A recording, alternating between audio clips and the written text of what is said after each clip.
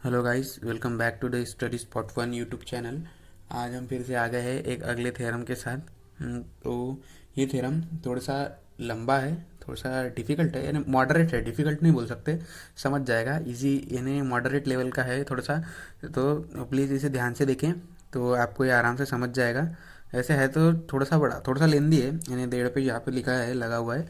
तो आगे हम इसे समझेंगे तो 1.5 पेज भी क्या होता है समझ गया एक बार, तो फिर हम कितना भी बड़ा थ्योरम हो, कुछ भी हो, हम आराम से लिख सकते हैं। ठीक है। तो ये थ्योरम एक तो 4 मार्क के लिए आ सकता है, या फिर उसके ऊपर क्वेश्चन रह सकता है 4 मार्क के लिए, या फिर 3 मार्क के लिए क्वेश्चन रह सकता है, 1 मार्क के लिए थोड़ा सा एक्स्ट्रा का कुछ पूछ सकता है। ठीक है। तो ये इंपॉर्टेंट है, यहाँ तो 3 मार्क के लिए आएगा या फिर 4 मार्क के लिए आएगा। ठीक है। ईजी है, कोई प्रॉब्लम है नहीं, दिक्कत नहीं है। तो चलिए स्टेटमेंट पढ़ के आगे शुरू करते हैं। तो स्टेटमेंट क्या कह रही है? Prove that the angle bisector of a triangle are concurrent. मतलब ये जो ट्रायंगल है, इनके जो ये एंगल बाइसेक्टर है ए डी बी और सी एफ, ये तीनों कॉन्करेंट है, यानी एक जगह आके मिल रहे हैं।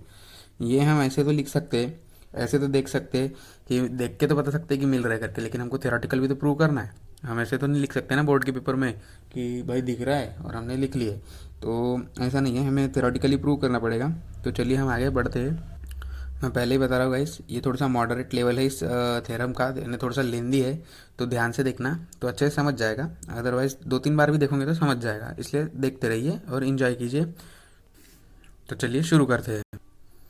तो अब देखते हैं सबसे पहले एंगल बाइसेक्टर क्या होता है। एंगल बाइसेक्टर एक ऐसी लाइन है जो एक एंगल को दो बराबर हिस्से में बांटती है।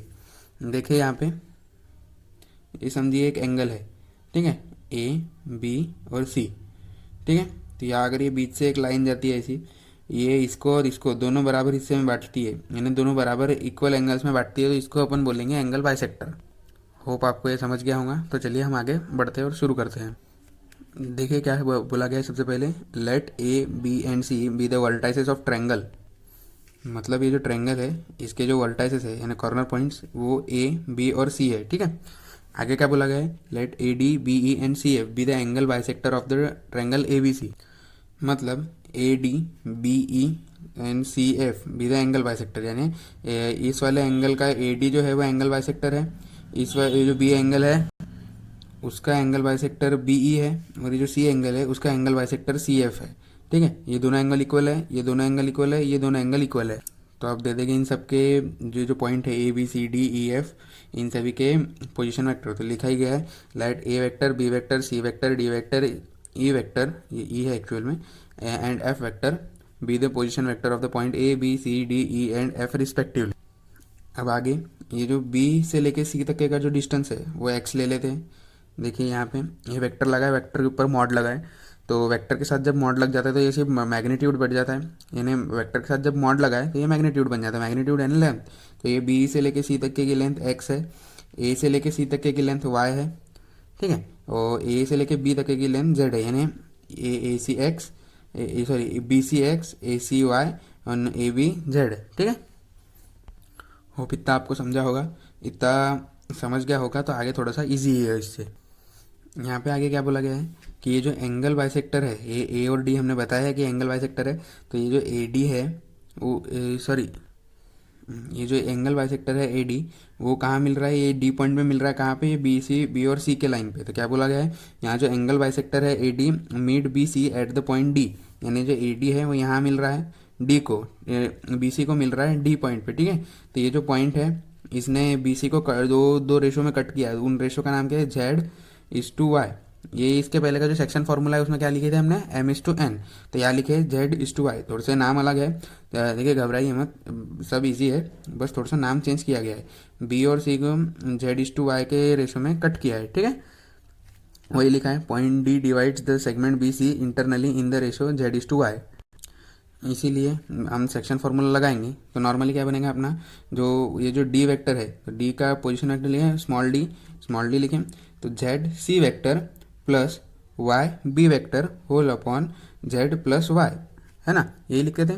तो D vector equal to Z C vector plus Y B vector whole upon Z plus Y, यही था सेक्शन फार्मूला। एक बार फिर से रिपीट करता हूँ, ये जो डी पॉइंट है उसने बी और सी को Z is to Y ratio में डिवाइड किया, ठीक है। तो सेक्शन फार्मूला के बेस पे D vector is equal to Z plus Z C vector plus Y B vector whole upon Z plus Y, ऐसा लिखेंगे।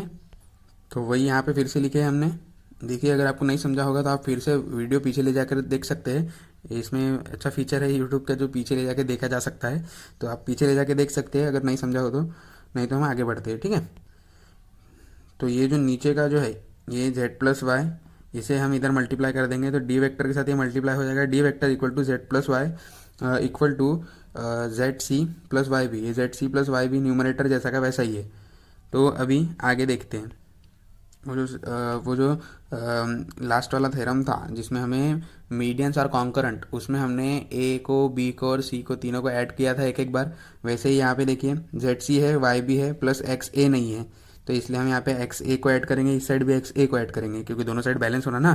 तो इस साइड एक्स ए को ऐड कर रहे हैं तो इस साइड भी एक्स ए को ऐड करना पड़ेगा। तो दोनों साइड एक्स ए ऐड किए।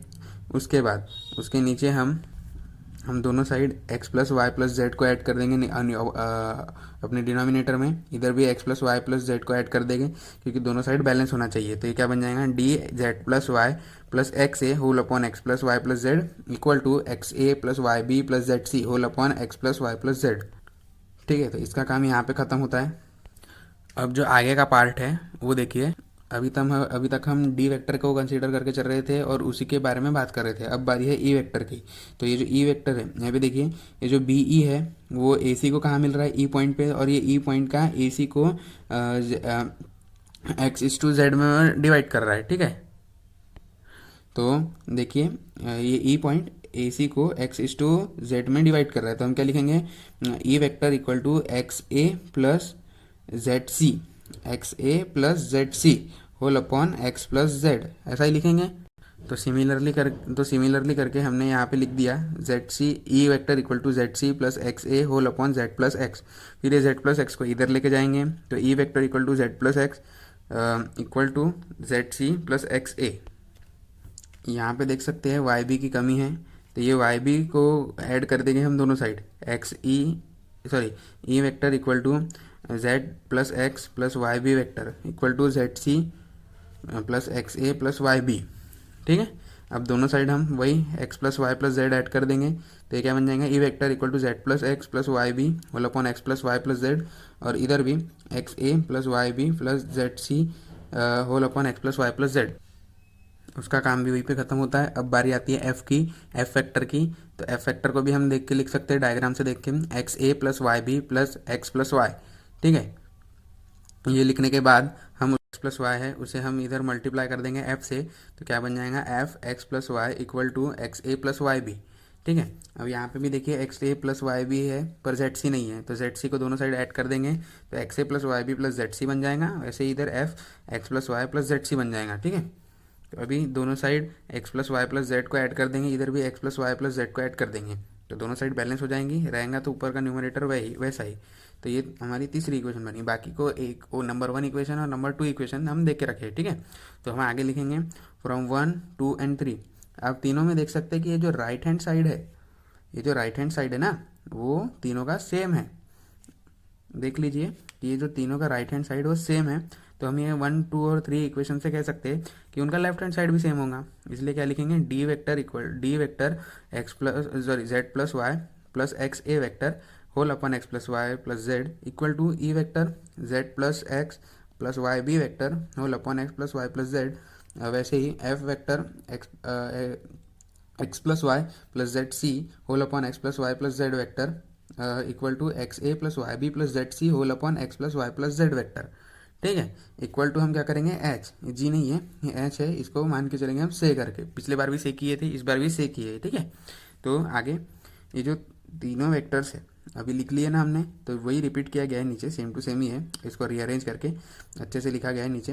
तो यहाँ पे क्या बोला गया है, लिखा है if H is the point whose position vector is H vector then from the above equation it is very clear that point H lies on all angle bisector AD, BE and CF and divide each angle bisector in the ratio Z plus Y is to X, Z plus X is to Y and X plus Y is to Z respectively। ठीक है। तो ये बोलना ये चाह रहा है कि ये जो एच एच जो पोजीशन वेक्टर दिए इधर देखिए, ये वाला एच, ये क्या बोल रहा है, ये तीनों पे लाई कर रहा है ना, तीनों पे लाई कर रहा है। और जो A D B E and C F है, ये तीनों को X plus Y is to Z, sorry Z plus Y is to X, Z plus X is to Y and X plus Y is to Z, इस ratio में divide कर रहा है। तो अब जब ये तीनों पे लाई कर रहा है, इसका मतलब ये तीनों पे टच हो रहा होगा, यानी तीनों उसकी इंटरसेक्ट हो रही होगी। इंटरसेक्ट हो रही होंगी, इसका मतलब क्या हुआ कि वो तीनों एक जगह पे मिल रही है, ये मतलब वो कॉन्करेंट है। ठीक है। Thus all angle bisector are concurrent and the point of concurrency is called as incentre of the circle. और जिस जगह पे वो मिल रही है उसे हम क्या बोलेंगे, इन सेंटर बोलेंगे। ठीक है। तो इसी के साथ ये हमारा थ्योरम होता है प्रूव। आगे हम लिख देंगे हैंस प्रूव्ड। ठीक है, हैंस प्रूव्ड। और ये थ्योरम बहुत इंपॉर्टेंट है, ये 4 मार्क के लिए भी आ सकता है पेपर में। लास्ट क्वेश्चन जो रहते हैं सेक्शन डी में 4 मार्क के लिए 5 क्वेश्चन पूछे जाते हैं, 8 में से 4 करना पड़ता है। तो ये अगर आप करके जाते हैं तो शायद अगर ये आ गया, इन्हें जनरली आता है, तो अगर ये आ गया तो आपके 4 मार्क आपकी जेब में होंगे। तो ठीक है गाइस, इसको प्रिपेयर करके जाइए। और वीडियो पसंद आया तो लाइक कीजिए, कमेंट कीजिए। कोई भी अगर प्रॉब्लम रहा तो, अगर रहा प्रॉब्लम तो हम सॉल्व करने का क्वेश्चन प्रैक्टिस करेंगे। और बस प्रैक्टिस करते रहिए और आगे बढ़ते रहिए। सो लाइक कीजिए, कमेंट कीजिए और बताइए आपको ये वाला थ्योरम जो है समझा है क्या नहीं समझा है। नहीं समझा होगा तो हम सारे डाउट क्लियर करेंगे। और साथ ही सब्सक्राइब कीजिए नए आने वाले थ्योरम्स के लिए।